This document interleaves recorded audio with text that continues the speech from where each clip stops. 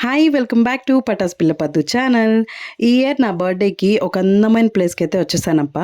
అంటే అందమైన ప్లేస్ అని చెప్పడం కంటే నాకు ఎంతో ఇష్టమైన ప్లేస్. మీకు కూడా చాలా బాగా నచ్చుతుంది చూసిన తర్వాత. ఇక్కడికి పోవాలి, మనం వెళ్ళాలి ఖచ్చితంగానని మీకు కూడా అనిపిస్తుందనమాట. అలాంటి ప్లేస్.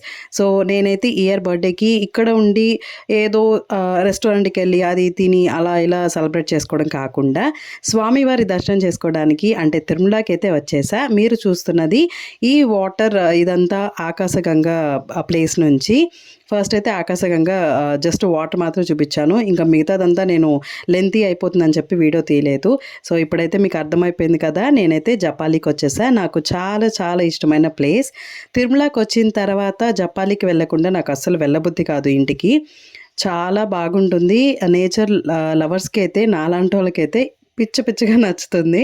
అంత బావుంటుంది. పైగా మేము వెళ్ళింది నా బర్త్‌డే నవంబర్ 24థ్ అయితే మేము 25థ్ వెళ్ళామనమాట. 24థ్‌కి స్వామివారి దర్శనం చేసుకోవాలని చెప్పి ప్లాన్ చేసుకొని వెళ్ళాను. 25థ్ జపాలికెళ్ళాము.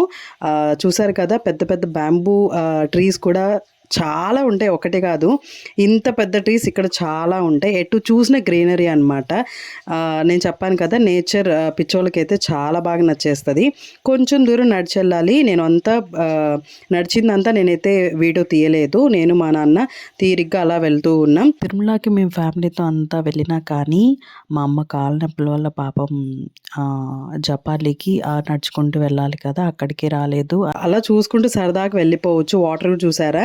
ఇప్పుడు మంచు పడే టైం, అలాగే కొంచెం వర్షం కూడా పడుతూ ఉంది కాబట్టి మేము వెళ్ళిన టైంకి కూడా చినుకులు పడుతూ ఉన్నాయి. అక్కడి నుంచి వాటర్ ఫ్లో వస్తూ ఉంటుందన్నమాట. ఆ వాటర్ అంత మట్టిలో ఉన్నా కానీ క్లియర్గా ఉంటాయి వాటర్ కూడా. సో, నేచర్ ఎంత బ్యూటిఫుల్గా ఉంటుందంటే జపాలిలో చాలా బాగుంటుంది. మేము వెళ్ళిన క్లైమేట్ కూడా సూటబుల్ క్లైమేట్ అనమాట. మంచి క్లైమేట్లోనే వెళ్ళాం. ఎండాకాలం అది ఇదైతే ఆ వాటర్ ఫ్లో అవంతా ఏమి ఉండవు. కొంచెం కష్టంగా కూడా ఉంటుంది. ఆల్మోస్ట్ గుడి దగ్గరికి కూడా వచ్చేసాం. కొంచెం దూరం నడుచుకొని వెళ్తే చాలు, సరదాగా వెళ్ళిపోవచ్చు ఈజీగా.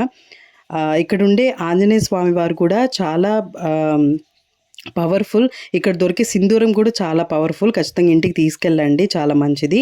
నేనైతే స్వామివారికి ఆకుపూజ చేయించేసి ఆ నెయ్యిని ఇలా దీపంలో వేయమన్నారనమాట. సో, నేను వాళ్ళకి తెలియకుండా వీడియో తీసేసా. నెక్స్ట్ అయితే దర్శనం అయితే చాలా బాగా జరిగింది. ఈ టెంపుల్ వెనకాల సీతమ్మ వారు స్నానం చేసిన నది కూడా ఉంటుంది.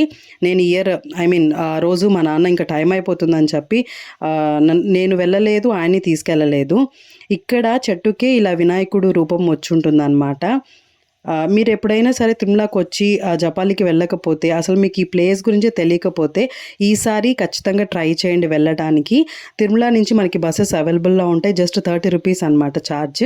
పాప వినాశనంకి వెళ్ళే రూట్.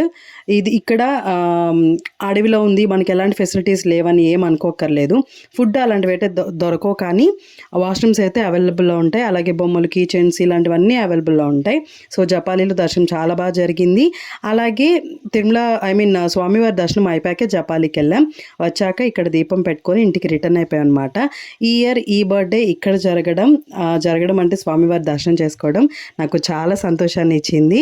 సో, నెక్స్ట్ వీడియో వరకు stay tune to Patas Pilla Paddu channel.